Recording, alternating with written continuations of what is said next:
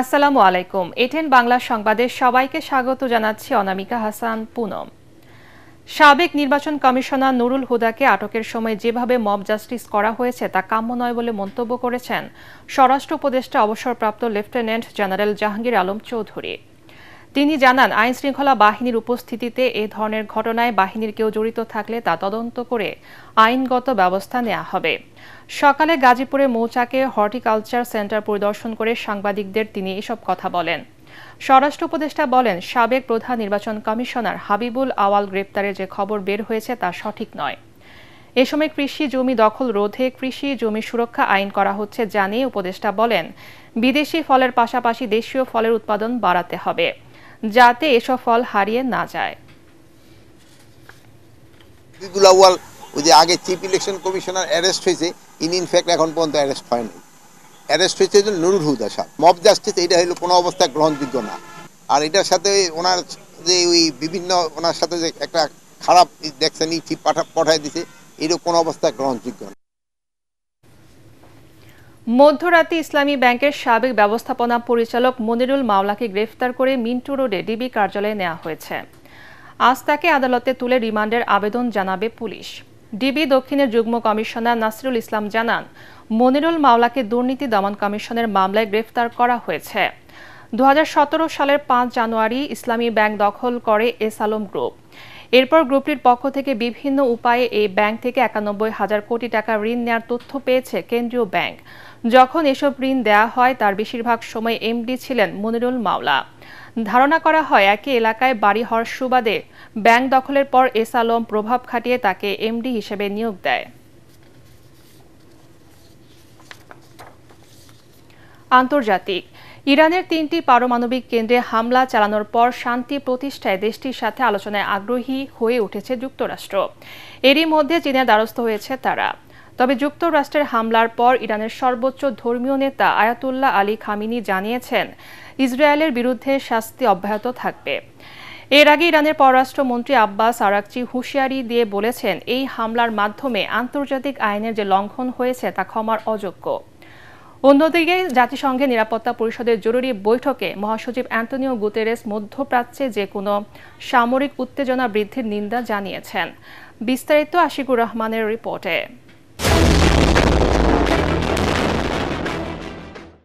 Iran ইসরায়েলের 10 দিন ধরে চলতে থাকা সংঘাতে যেন আগুনে ঘি ঢেলে দিয়েছে যুক্তরাষ্ট্র। ইরানের 3টি পারমাণবিক কেন্দ্রে হামলা চালানোর পর এই উত্তেজনা চরম আকার ধারণ করেছে। হামলার জেরে পারমাণবিক স্থাপনা রক্ষায় তৎপর ইরান এবার পাল্টা অবস্থান নিয়েছে। দেশটির পার্লামেন্টে পাশ হওয়া এক প্রস্তাবে হরমুজ প্রণালী বন্ধের অনুমোদন দেয়া হয়েছে। ইরানের এমন সিদ্ধান্তে আন্তর্জাতিক অঙ্গনে ব্যাপক উদ্বেগ তৈরি হয়েছে। এই প্রেক্ষাপটে ইরানকে শান্ত রাখতে এবার যুক্তরাষ্ট্রের পররাষ্ট্রমন্ত্রী সরাসরি চীনের সহযোগিতা চেয়েছে। মার্কিন টেলিভিশন ফক্স নিউজকে দেওয়া এক সাক্ষাৎকারে পররাষ্ট্রমন্ত্রী মার্কো রুবিও এর সহযোগিতা কামনা করেন। যদি ইরান হরমুজ প্রণালী বন্ধ করে দেয় তাহলে বিশ্বের অন্যান্য দেশের পাশাপাশি আমরাও ক্ষতিগ্রস্ত হব। তবে সবচেয়ে বড় ক্ষতির মুখে পড়বে চীন। এজন্যই বেইজিং এর উচিত ইরানকে শান্ত রাখার উদ্যোগ নেওয়া। সাক্ষাৎকারে মার্কিন পররাষ্ট্রমন্ত্রী হুঁশিয়ারি করে বলেন, ইরান যদি প্রণালীটি বন্ধ করে দেয় তা আরেকটি বড় ভুল হবে। এর ফলে মধ্যপ্রাচ্যে উত্তেজনা আরও বাড়বে এবং ইরান নিজেদের অর্থনৈতিক পথ নিজেই বন্ধ করে দেবে। এদিকে যুক্তরাষ্ট্রের হামলার প্রথমবারের মতো মুখ খুলেছেন ইরানের সর্বোচ্চ ধর্মীয় নেতা Ayatollah Ali Khamenei. Social media এক্সে শেয়ার করে তিনি ইসরায়েলের বিরুদ্ধে শাস্তি অব্যাহত থাকবে বলে প্রতিজ্ঞা করেন। এছাড়া হামলা চালিয়ে ইরানের পারমাণবিক জ্ঞান ধ্বংস করা যাবে না বলে মন্তব্য করেছেন ইরানের পারমাণবিক শক্তি সংস্থার মুখপাত্র বেহরুজ কামালভান্দি। অন্যদিকে জাতিসংঘের নিরাপত্তা পরিষদের জরুরি বৈঠকে মহাসচিব অ্যান্টনিও গুতেরেস মধ্যপ্রাচ্যে যে কোনো সামরিক উত্তেজনা বৃদ্ধির তীব্র নিন্দা জানিয়েছেন।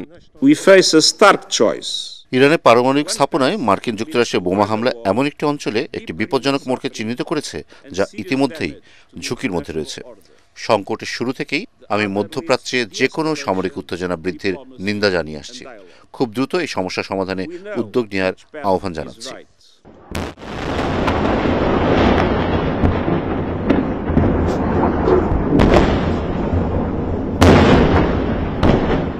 এদিকে দখলদার ইসরায়েলকে লক্ষ্য করে আবারও মিসাইল ছুড়েছে ইরান। সোমবার সকালে ইসরায়েলি প্রতিরক্ষা বাহিনী আইডিএফ জানায় দ্রুত সময়ের মধ্যে উত্তর ইসরায়েল ও অধিকৃত জেরুজালেমের বাসিন্দাদের নিরাপদ আশ্রয় কেন্দ্রের কাছে যাওয়ার নির্দেশ দিয়েছে।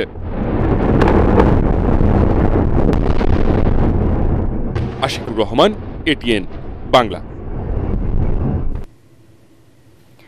ক্রেতা বিক্রেতাদের হাঁক ডাকে জমে উঠেছে দেশের অন্যতম বৃহৎ নওগাঁর সাপাহার আমের হাট। ইতোমধ্যে দেশের বিভিন্ন প্রান্ত থেকে আসতে শুরু করেছে ব্যাপারীরা। তবে এক সপ্তাহ আগে বয়ে যাওয়া প্রচণ্ড তাপপ্রবাহের কারণে সব আম একসঙ্গে পাকতে শুরু করায় মিলছে না আশানুরূপ দাম। এতে লোকসানের আশঙ্কা চাষিদের। নওগাঁ প্রতিনিধি রায়হান আলমের রিপোর্ট জানাচ্ছেন মুশফিকুর রহমান। হিমসাগর, ল্যাংড়া, নাগফজলি, বানানা ম্যাঙ্গো, হাড়িভাঙ্গা, আমরুপালি ও বাড়িফোরের মতো সুস্বাদু আমে ভরে উঠেছে নওগাঁর সাপাহার আমের হাট। তবে ক্রেতা ও পাইকারদের দেখা নেই বাজারে। চাষিরা বলছেন শুরুতে কিছুটা ভালো দাম পেলেও ভরা মৌসুমে মিলছে না আমের দাম। বাজার খারাপের লেগেছে এই অবস্থা, বেশি আছে দাম বিক্রি হতো না, পাটি নাই। এদিকে প্রশাসনের পক্ষ থেকে কেজি দরে আম কেনার নির্দেশনা দেওয়া হলেও তা মানছেন না পাইকাররা। 50 থেকে 52 কেজিতে মন মাপা হচ্ছে, এতে ক্ষতিগ্রস্ত হচ্ছেন চাষিরা। আমরা শুনলাম যে কেজি প্রতি আম নেবে, এখন আড়তে আম বিক্রি করার পর নিচ্ছে 52 কেজিতে মন। যদি একটু কোনো সমস্যা হয় তাহলে বলছে আরো 1 কেজি বেশি দেন। তাহলে আমরা জিম্মি হয়ে আছি, আমরা কোথায় আমরা বাস করছি আমরা জানি না এই পর্যন্ত। আমের দাম লাগাচ্ছে 2200, 2500, 2800, এভাবে কি আমরা কৃষকেরা বিক্রি করে কি লাভবান হব? সংরক্ষণের ব্যবস্থা, বাজার স্থিতিশীলকরণ, ফরিয়াদের দৌরাত্ম্যের অবসান ও আম রপ্তানিতে উদ্যোগ নেয়ার কথা জানান স্থানীয় কৃষি কর্মকর্তা। আম যেন কেজি দরে বিক্রি হয় সে পর্যায়ে মিটিং হয়েছে কৃষক এবং ব্যবসায়ীদের নিয়ে।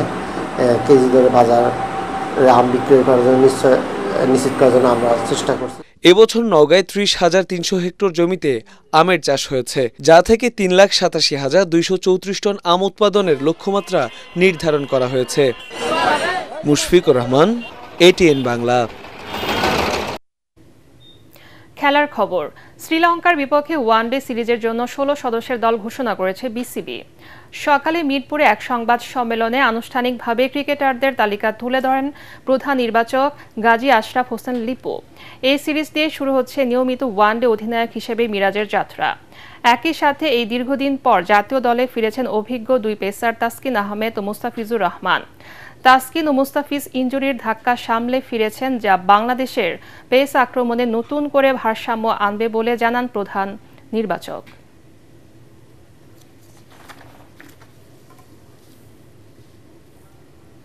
পরবর্তী সংবাদ দেখার আমন্ত্রণ জানিয়ে এখনকার মতো শেষ করছি এটিএন বাংলার সংবাদ। ইউটিউবে দেখতে ব্রাউজ করে youtube/ATN বাংলা নিউজ। ধন্যবাদ সবাইকে।